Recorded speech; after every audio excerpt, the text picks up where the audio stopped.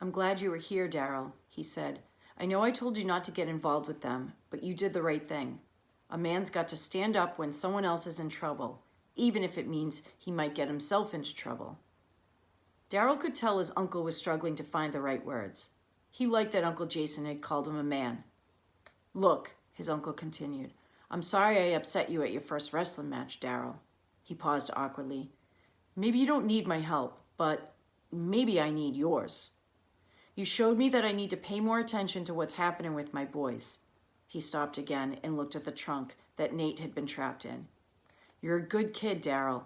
You're coming along just fine," he said quietly, and walked into the house. Daryl was stunned. He stood in the garage after his uncle left. He quietly closed the trunk, laid the key on top, and went home. For years, Uncle Jason had made him feel smaller and weaker when he was a young boy. Daryl had dreaded his uncle's visit to Philadelphia.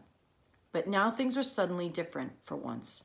His uncle had something good to say about him. For once, he seemed to respect him. At first, Daryl could not understand why Uncle Jason had acted so differently. But the more he thought about it, the more it started to make sense. Because Daryl was different from the person he had been a few months ago. 2 months ago, he raced home every day to hide from Tyree. Now he stayed after school to go to wrestling practice. 6 weeks ago, he couldn't even climb halfway up the ropes in practice. Now he could reach the top every time. During his first weeks at Bluford, his grades were low C's. Now they were all B's. When he arrived in California, he knew no one. Now he was friends with Harold, danced once with Amber Lynn, and talked regularly with the guys on the wrestling team. Even older guys like Kevin. What made him even happier was that he had grown an inch since he got to Bluford. He was different, he realized, but not different enough. Daryl lived in fear of Tyree. He still paid him every Friday, and worst of all, he kept allowing his fear of Tyree to keep him away from Amberlynn Bailey, the only girl he liked at Bluford. The day before New Year's, Daryl won a wrestling match for the first time by beating a freshman from Sterling High School, 8-2.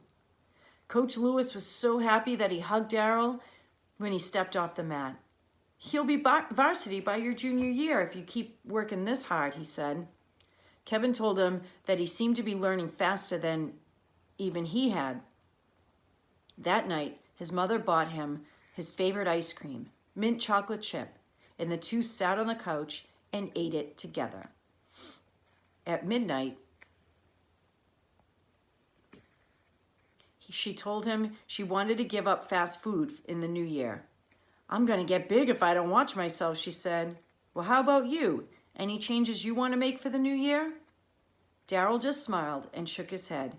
He wanted to keep his New Year's resolution to himself, but he knew what it was. It had been building since the moment he handed his mother's money to Tyree. It had continued to grow since he read Hatchet, since he joined the wrestling team, since he held Amberlynn close to him at the freshman dance. He had just not been ready before, but he was now. He was going to stop paying Tyree. End of chapter 11.